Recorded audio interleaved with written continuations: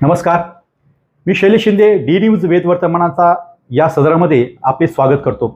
आजचा विषय खास आहे की महाराष्ट्रासारख्या प्रगत राज्यात आजही भोंदूबाबा ही समस्या केवळ अंधश्रद्धेपुरती मर्यादित नाही, तर ती थेट महिलांच्या सन्मान, सुरक्षितता आणि मानवी हक्कांवर आघात करणारी गंभीर सामाजिक समस्या बनली आहे. महाराष्ट्र राज्यात अंधश्रद्धा कायदा असूनही वास्तव भयावह आहे. या प्रगत महाराष्ट्रात अंधश्रद्धा निर्मूलन कायदा लागू आहे. या कायद्याचा उद्देश स्पष्ट आहे: लोकांना फसवणाऱ्या, मानसिक शारीरिक शोषण करणाऱ्या भोंदू प्रवृत्तीवर कठोर कारवाई करणे. पण वास्तव काय आहे? आजही अनेक गावामध्ये आणि शहरामध्ये चमत्कार दाखवणारे बाबा खुलेआम फिरत आहे. आजार, नोकरी, मुलंबाळं, कौटुंबिक समस्या यावर उपाय देण्याच्या नावाखाली लोकांना आजही फसवले जात आहे. महिलांना देवबाधा, भूतबाधा किंवा शाप असे सांगून त्यांच्यावर अमानुष कृत्य केले जात आहे. यात प्रामुख्याने महिलांचे शोषण हा महत्त्वाचा मुद्दा आहे.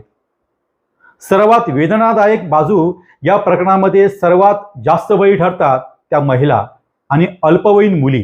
कारण उपचाराच्या नावाखाली लैंगिक शोषण करून, भीती दाखवून गप्प बसवले जाते.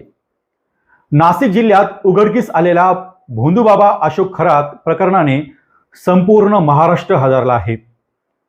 देवधर्म, श्रद्धा आणि अडचणीतून मार्ग काढण्याच्या नावाखाली महिलांची फसवणूक आणि मानसिक शारीरिक शोषण केल्याचे गंभीर आरोप या भोंदूबाबा खरातवर आहेत. या प्रकारामुळे अंधश्रद्धेच्या विळख्यात अजूनही समाजाचा मोठा घटक अडकला असल्याचे स्पष्ट झाले आहे. भोंदूबाबा अशोक खरात यांनी स्वतःला दिव्य शक्ती लाभलेले बाबा म्हणून सादर करत अनेकांना आपल्या जाळ्यात ओढले. विशेषत म्हणजे महिलांना त्यांच्या वैयक्तिक अडचणी, कौटुंबिक समस्या किंवा आरोग्याच्या कारणावर उपाय सांगण्याच्या बहाण्याने त्यांच्यावर अत्याचार केल्याचे धक्कादायक प्रकार समोर आले आहेत. श्रद्धेचा गैरफायदा घेत हा प्रकार सुरू होता. ही बाब अधिक चिंताजनक आहे. राज्यात अंधश्रद्धा निर्मूलन कायदा अस्तित्वात असतानाही अशा घटना घडत आहे. याचा अर्थ कायद्याची अंमलबजावणी आणि जनजागृती दोन्ही ठिकाणी मोठी तफावत आहे. लोकांनी डोळे झाकून कोणत्याही बाबांवर विश्वास ठेवणे, त्यांच्याकडे अंधपणे धाव घेणे हेच अशा भोंदूगिरीला खतपाणी घालत आहे. या प्रकरणात पोलिसांनी कारवाई सुरू केली असली तरी ती फक्त एका बाबावर कारवाई करून प्रश्न हा सुटणार नाही. समाजाने स्वतःला प्रश्न विचारण्याची गरज आहे की आपण अजून किती दिवस अशा भोंदूगिरीच्या मागे धावणार आहोत. या भोंदूबाबाच्या जाळ्यामध्ये महाराष्ट्रासह देशामध्ये, परदेशातही अनेक जण बळी ठरले आहेत. त्यामध्ये त्यांनी कोट्यवधीची माया यातूनच या भोंदूबाबा खरातने जमा केली आहे. कोपरगाव तालुक्यातही या नामांकित डॉक्टर, उद्योगपती, व्यावसायिक तसेच काही देवस्थानावरील ट्रस्टी तर राजकारणातील काही उमेदवारांनी निवडून येण्यासाठी या बाबाचा सल्ला घेतला असल्याचे कोपरगावात सध्या जोरदार चर्चा सुरू आहे. आता अगदी ह्या लोकांना जवळून पाहिले होते म्हणून सांगतो की कोपरगाव तालुक्यातील असे काही सुशिक्षित अभ्यासू लोक अशा प्रकारच्या गोष्टींना बळी पडतात. याला अप्रत्यक्षपणे प्रोत्साहन दिले जात आहे, हे खेदजनक आहे. अंधश्रद्धेत ओढून घेणे ही केवळ फसवणूक नाही, ही विश्वासघाताची पराकाष्ठा आहे. 21वे शतक सुरू आहे. विज्ञानाने अनेक प्रगती केली आहे, तरीही लोक अजूनही का फसतात हा महत्त्वाचा प्रश्न उपस्थित होत आहे.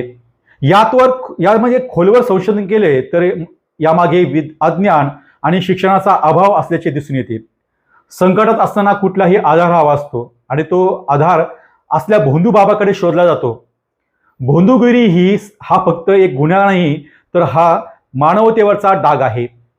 कायद्याची अंमलबजावणी का कमी पडते तर अनेक प्रकरणे पोलिसांपर्यंत पोहोचतच नाही, कारण त्यात राजकीय किंवा स्थानिक दबाव, पुराव्यांचा अभाव, पीडितांची भीती असते. तर यावर उपाय काय?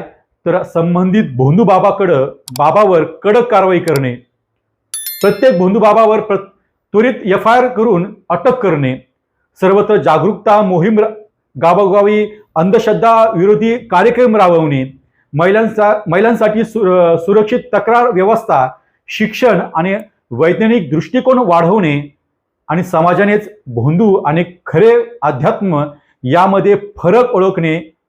जो बाबा तुमच्याकडे पैसा, शरीर किंवा अंधविश्वास मागतो तो देवाचा माणूस नसतो, तो फक्त एक गुन्हेगार असतो. हे लक्षात घेतले पाहिजे. अडचणींचे उत्तर बाबाकडे की विज्ञानाकडे की कायद्याकडे, हे लक्षात घ्या. श्रद्धा ठेवावी, पण अंधश्रद्धा का? महिलांच्या सुरक्षितेसाठी समाज कधी जागा होणार? आज गरज आहे ती जागृतीची, शिक्षणाची आणि धाडसाने पुढे येण्याची. अशा भोंदू बाबांना थारा न देणे ही प्रत्येकाची जबाबदारी आहे. अन्यथा अशा घटना पुन्हा पुन्हा घडत राहतील आणि निरपराध लोक बळी पडतील.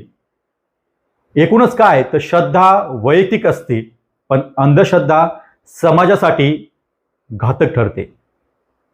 अशा भोंदू प्रवृत्तींना वेळीच पर्दाफाश करणे आणि त्यांना कठोर शिक्षा मिळवून देणे हीच खरी सामाजिक जबाबदारी आहे. घटनाकार डॉक्टर बाबासाहेब आंबेडकर यांना भारतात विज्ञाननिष्ठ समाज निर्माण व्हावा अशी ठाम अपेक्षा होती. त्यांचा विश्वास होता की समाजाची खरी प्रगती अंधश्रद्धा, रूढी आणि आंधळ्या परंपरावर नव्हे तर तर्क, विज्ञान आणि विवेकबुद्धीवर आधारित असली पाहिजे. डॉक्टर बाबासाहेब आंबेडकर यांचे मत स्पष्ट होते. विज्ञाननिष्ठ समाजच आधुनिक, प्रगत आणि न्याय भारत घडू शकतो. त्यामुळे प्रत्येक नागरिकाने अंधश्रद्धा टाळून विवेकबुद्धीने वागणे ही काळाची गरज आहे. थांबूया इथे. पुन्हा भेटू वेद वर्तमानाचा या सदरामध्ये. तुर्तास मी शैलेश शिंदे आपली रजा घेतो. आपले DNews चॅनल सबस्क्राईब केले नसेल तर अगदी आत्ताच आमचे DNews चॅनल सबस्क्राईब करा, लाईक करा, शेअर करा. आमचा हा आत्ताचा व्हिडिओ कसा वाटला याबद्दल कमेंट बॉक्समध्ये व्यक्त व्हा. धन्यवाद. DNews वृत्तवाहिनी सामाजिक, शैक्षणिक, राजकीय, धार्मिक, सहकार, सांस्कृतिक, कृषी या सर्व चालू घडामोडींचा वेध घेणारी वृत्तवाहिनी. DNews वृत्तवाहिनी, वेध वर्तमानाचा.